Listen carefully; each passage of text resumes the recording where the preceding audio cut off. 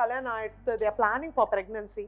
Right சைடில் இல்லை left சைடில் ஒரு ஓவரீஸில் சாக்லேட் சிஸ்ட் இருக்குது அப்படின்னு சொன்னால் how do you deal with that patient? Chocolate சிஸ்டோட ஒரு பேஷண்ட் வராங்க, ஒரு யங் பேஷண்ட்ஸே ஒரு 25 இயர்ஸ் வராங்கன்னா ஃபர்ஸ்ட் வந்து என்னென்ன சிம்டம்ஸ் இருக்குது அப்படின்னு கேட்போம். Other than that married people அவங்களுக்கு வந்து if they're planning a baby they can have difficulties. We generally don't do surgery for all people coming with chocolate cyst if they are not married. ஆனால் if the girl is very young and she has a huge chocolate cyst which is very painful affecting her quality of life, we suggest surgery. Chocolate cyst மாத்திரை கொடுக்கறனால I can't dissolve it. So maybe to some extent we can stop the growth. Adenomyosis அதாவது கர்ப்பப்பை வீக்கமா இருந்தா கூட treatment இருந்தது என்ன இருக்கு, என்னெல்லாம் options நீங்க கொடுக்குறீங்க? See, adenomyosis-ங்கிற கண்டிஷன் பார்த்தீங்கன்னா டிப்பிக்கலா அந்த 40 அந்த மிடில் ஏஜ் தாண்டதுக்கு அப்புறம் அந்த 35 to 45 இயர்ஸ்ல வர ஒரு கண்டிஷன். மிரினா காயில்னு ஒரு now it's newly come. So அந்த டிவைஸை வந்து நம்ம யூட்ரஸ்குள்ளே இன்சர்ட் பண்ணிட்டோம்னா what happens every day little amount of the medicine will go into the uterus.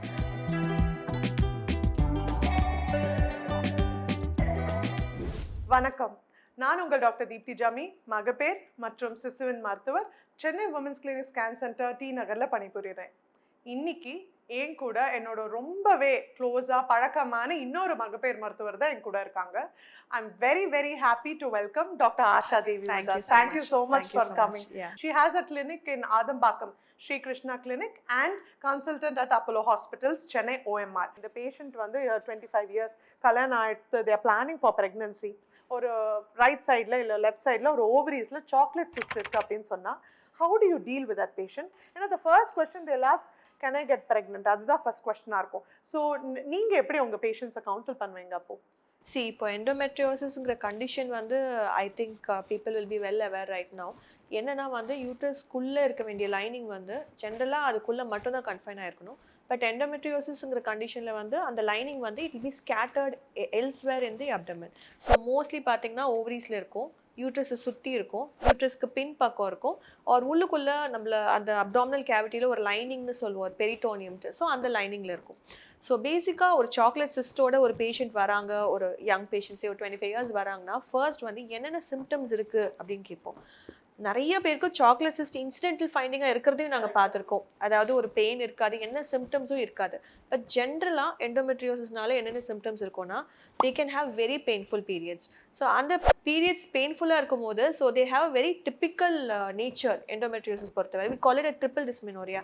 அதாவது பீரியட்ஸ்க்கு ஒரு 3-4 டேஸ்க்கு முன்னாடி ஸ்டார்ட் ஆகி all through their periods they'll have pain. And it will also be painful for 2-3 days after they complete their periods. That is one important thing which we get from the history. Other than that, married people avungalukku வந்து if they are planning a baby they can have difficulties. So people who have difficulties in getting pregnant, when we look at a chocolate cyst in their scan, yes, we can connect it with this problem. Okay, so third பாத்தீங்கன்னா கான்ஸ்டண்டா அந்த அடிவயிறு வலி சொல்லுவோம், lower abdominal pain இருந்துகிட்டே இருக்கலாம் சில பீப்புளுக்கு. And another fourth problem is intercourse அப்போ they can have very painful lifestyle.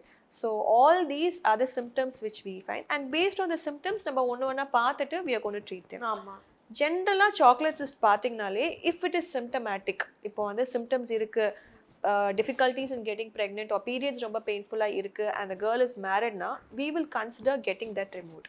இப்போ ஒரு ஸ்கேன் எடுத்தோம்னா ஒரு சிஸ்டுக்கும் அதோட அறிகுறி இருக்கிற மாதிரி சாக்லேட் சிஸ்டுக்கு ஒரு அறிகுறி. அதுக்கு ஏன் சாக்லேட் சிஸ்ட் பேர் வந்ததுன்னு சொல்லணும்ல. ஸோ ஏன்னா நிறைய பேருக்கு அது ஏன் சாக்லேட் சிஸ்ட்னு சொல்றோன்னு கூட அவங்களுக்கு தெரியாது. ஸோ லாப்ரோஸ்கோப்பில நீங்க என்ன பார்ப்பீங்க அந்த சாக்லேட் சிஸ்ட்டை நீங்க சிஸ்டெக்டமி பண்ணும்போது? பேசிக்காக நான் சொன்ன மாதிரி யூட்ரஸோட lining is scattered all across. So ஓவரீஸ்லேயும் அந்த லைனிங் வந்து ஸ்கேட்டர்டாக இருக்கும் போது என்ன ஆகுனா எவ்ரி டைம் யூட்ரஸோட லைனிங்கோட ஸ்பெஷாலிட்டி என்னன்னா every time the menstrual blood is formed by the lining. So இந்த மென்ஸ்ட்ரல் பிளட் வந்து ஓவரியில் ஒரு சைக்கிள்லையும் அக்யூமுலேட் ஆகும். But unfortunately there is no let out space. So என்ன ஆகும், ஒரு சைக்கிள்லையும் கொஞ்சம் ப்ளீடிங் ஆகி அது கலெக்ட் ஆகி over time it gets into a brown color. So it's basically a blood which turns into a brown color fluid. So typically pathona laparoscopy la it is typical a chocolate color fluid. Okay, so it is fascinating by name, but as such it is like it causes lot of problems. Chocolate cyst matto the fluid has a very high potential to make the structures get stuck together. So adnanaale ungalku nariya problems irukum. Laparoscopy பண்ணி முடிச்சதுக்கு அப்புறம் எப்போ அவங்க வந்து pregnancy plan பண்ண ஆரம்பிக்கலாம் after the laparoscopy? And அவங்களோட பீரியட்ஸ்ல ரெகுலாரிட்டியில ஏதான மாறுதல் இருக்குமா? will they have symptoms change? Okay. இப்போ சாக்லேட் சிஸ்ட்னு டயக்னோஸ் ஆகி ஒரு பேஷண்ட் வந்து ப்ரெக்னென்சிக்காக நம்ம கிட்ட வரும்போது as the treatment of choice is getting that remove. So நம்ம கீஹோல் சர்ஜரி லாப்ரோஸ்கோபி மூலியமா அதை ரிமூவ் பண்ணுறதுக்கு அப்புறம் we generally give a month or 2 rest. இவ்வளோ நாள் கேப் இருக்கணும், இவ்வளோ நாள் கண்டிப்பாக ரெஸ்ட் கொடுக்கணுங்கிற மாதிரி ஒரு கட் ஆஃப் பெருசாக கிடையாது. ஸோ இனிஷியலாக சொல்லுவாங்க சர்ஜரி ஆயிருக்கு, ஸோ ஒரு 3 months நீங்கள் வந்து கன்சீவ் ஆக வேணாம். ஸோ பட் இப்போ ரீசன்ட் லிட்ரேச்சர் என்ன சொல்கிறாங்கன்னா, once you mentally prepared, once you are okay up and about, அந்த சர்ஜரினால ஒரு பெரிய இம்பாக்ட் இல்லைன்னா after a cycle you can start trying. இப்போ வந்து நம்ம சாக்லேட் சிஸ்ட் வந்து சர்ஜிக்கல் ரிமூவல் பண்ணுறோம் ஃபார் த பெயின். So நம்ம painful periods kaga see we generally don't do surgery for all people coming with chocolate cyst if they are not married. Ana if the girl is very young and she has a huge chocolate cyst which is very painful affecting her quality of life, we suggest surgery. So pain kaga நம்ம வந்து chocolate cyst removal பண்றோம்னா we generally give them a course of treatment for the next or at least ஒரு 3 to 6 months ஒரு course கொடுப்போம்.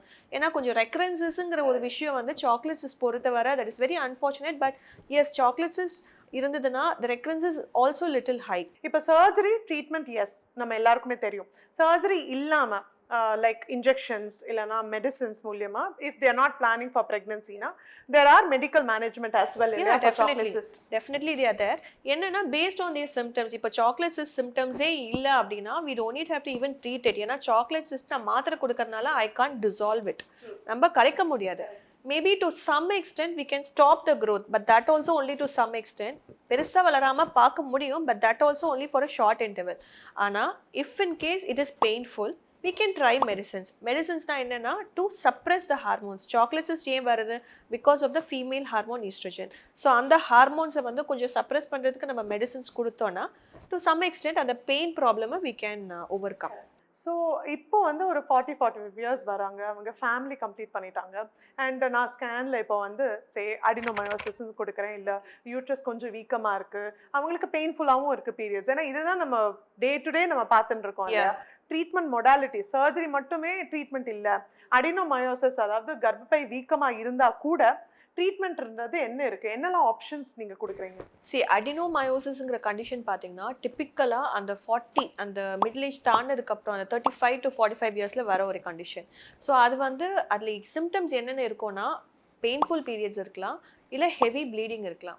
So நீங்கள் சொன்ன மாதிரியே generally ஒரு மைண்ட் செட் என்ன ஆகுதுன்னா ஃபேமிலி கம்ப்ளீட் பண்ணிட்டாங்க, நம்ம யூட்ரஸ் எடுத்துடலாம் அந்த மைண்ட் செட்டில் இருக்காங்க. பட் டெஃபினெட்லி ஒரு யூட்ரஸ் ரிமூவல் சர்ஜரிங்கிறது it is an invasive surgery. Okay, so இப்போ இந்த மாதிரி அடினோமயோசிஸோட வந்திருக்காங்க அப்படின்னா ஃபஸ்ட்டு வந்து யூட்ரஸோட லைனிங் எப்படி இருக்குன்னு செக் பண்ணுவோம். ஸோ இப்போ யூட்ரஸோட லைனிங் வந்து அதுக்கு ஸ்கேன்லேயே நம்ம பார்த்துடலாம். லைனிங் வந்து ஆவரேஜாக இருக்க வேண்டிய சைஸில் இருக்குது அப்படின்னா டெஃபினட்டாக we can go in for medicines. ஓரலாக எடுக்கிற மெடிசன்ஸில் சைட் எஃபெக்ட்ஸ் இருக்கும். ஏன்னா நம்ம வாய் வழியாக சாப்பிடும் போது different parts of the body will be having those medicines. So mild side effects இருக்கலாம், மூட் ஸ்விங்ஸ் வரலாம், ப்ளோட்டிங் இருக்கலாம், ஒரு மைல்ட் வெயிட் கெயின் இருக்கலாம். All these are problems with oral medicines. Mirena காயில்னு ஒரு now it's newly come.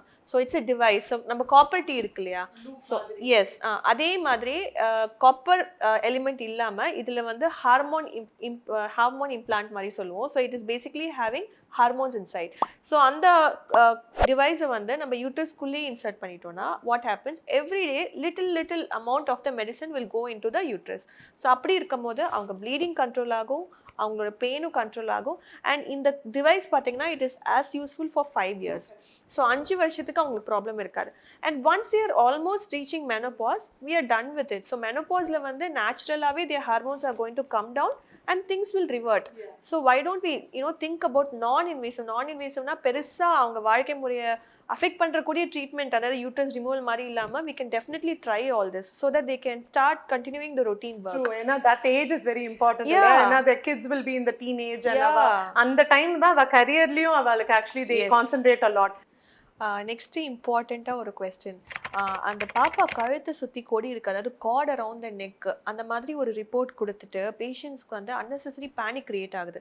So அந்த மாதிரி ஒரு ரிப்போர்ட் வந்து கரண்ட் ட்ரெண்டில் கொடுத்துட்டு இருக்கோமா? ஸோ அந்த மாதிரி கார்ட் அரவுண்ட் த நெக்னா நிறைய பேர் வந்து சிசேரியன் டைரெக்டாக போங்கன்னு அட்வைஸ் பண்ணுறாங்க, but we don't believe in it. So what advice will you give on that? குழந்தை சுற்றி கார்டு இருந்தாலும், கழுத்தை சுற்றி தொப்புள் கொடி இருந்தாலும் நிறைய முறை நார்மல் டெலிவரி ஆயிருக்கு.